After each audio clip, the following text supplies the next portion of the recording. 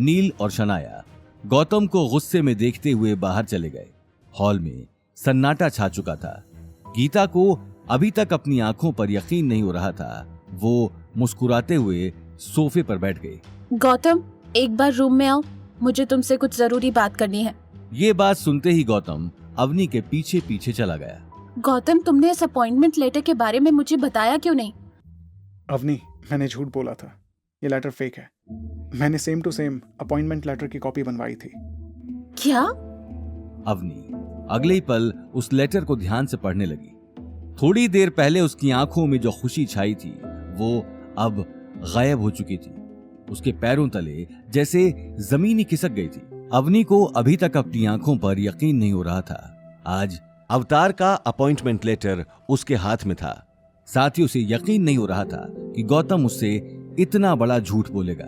गौतम, तुमने आखिर झूठ क्यों बोला? अगर दादीसा को पता चल जाता तो? अवनी, मैंने झूठ नहीं बोला। वो डिजाइन तुमने बनाया था।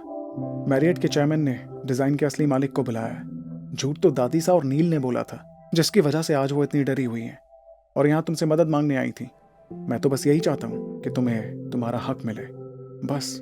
ये बात सुनकर अवनी गौतम की आंखों में अपने लिए फिक्र और सच्चाई साफ देख पा रही थी। लेकिन अगर दादीसा को पता चल गया तो?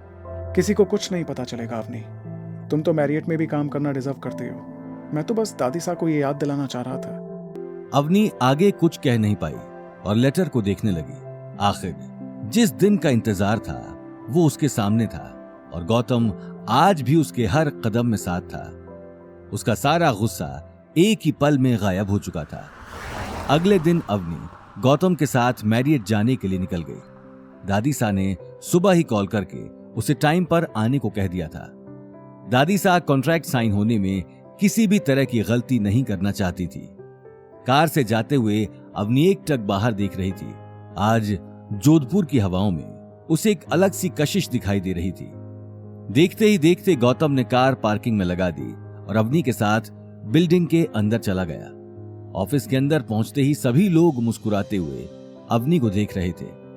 कल तक जो अवनी किसी के लिए कुछ नहीं थी, आज वही अवनी अग्रवाल ग्रुप के साथ मैरियट के आने वाले प्रोजेक्ट को लीड करने वाली थी।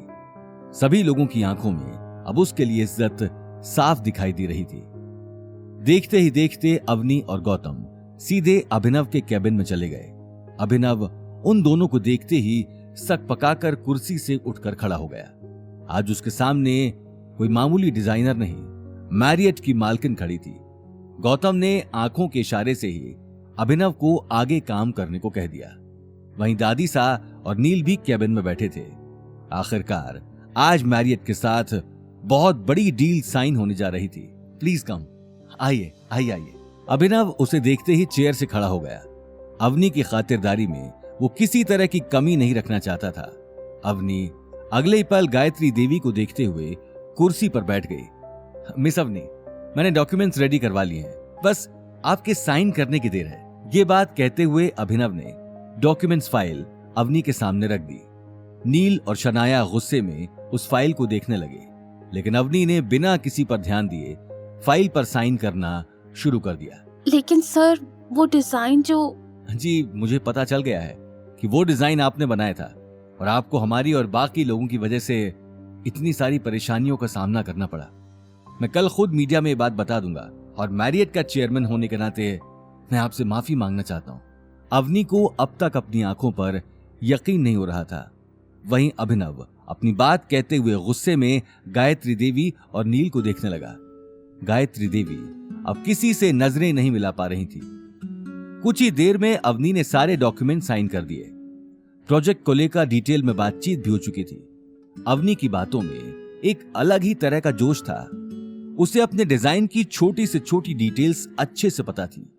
वहीं सभी डॉक्यूमेंट साइन होने के बाद गायत्री देवी और नील ने राहत की सांस ली। गायत्री देवी अब फूंक फूंक कर अपने कदम उठा रही थी। कुछ ही देर में सभी डॉक्यूमेंट्स की फॉर्मेलिटी पूरी हो गई। अवनी, आई एम सॉरी तुम्हें परेशानी उठानी पड़ी। You did a great job. तुम चाहो तो आज रेस्ट कर लो। कल से तुम और गौतम ऑफिस ज्वाइन करके आगे का काम शुरू कर सकते हो। ये बात सुनते ही अभिनव ने अवनी के साइन किए हुए डॉक्यूमेंट्स अपनी शेल्फ में रख लिए और गौतम को देखने लगा। जी दादी सा। आगे की कहानी जानने के लिए देखिए अगला एपिसोड सिर्फ पॉकेट एफएम के यूट्यूब चैनल पर और रॉयल वारिस के सारे एपिसोड्स को सुनने के लिए डिस्क्रिप्शन में दी लिंक से डाउनलोड करें पॉकेट एफएम ऐप।